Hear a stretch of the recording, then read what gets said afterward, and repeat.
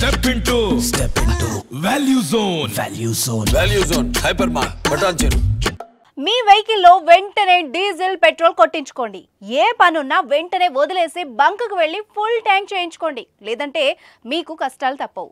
రేపటి నుంచి మీ బండి రోడ్ ఎక్కకపోవచ్చు. మరో 2-3 రోజులు పెట్రోల్ బంకులు మూసివేసే అవకాశం ఉంది. ఇప్పటికే పలు పెట్రోల్ బంకుల వద్ద నో స్టాక్ బోర్డులు దర్శనమిస్తున్నాయి. ప్రస్తుతం దేశవ్యాప్తంగా ట్రక్, టాక్సీ, బస్ డ్రైవర్ల సమ్మె కొనసాగుతోంది. హిట్ అండ్ రన్ కేసులో 10 ఏళ్ల జైలు శిక్ష, 7 లక్షల జరిమానా చట్టాన్ని వెనక్కి తీసుకోవాలని సమ్మెకు దిగారు.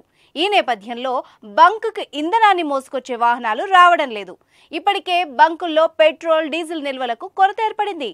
సమ్మె నేపథ్యంలో 3 రోజులు ఇదే పరిస్థితి ఎదుర్కోవచ్చు.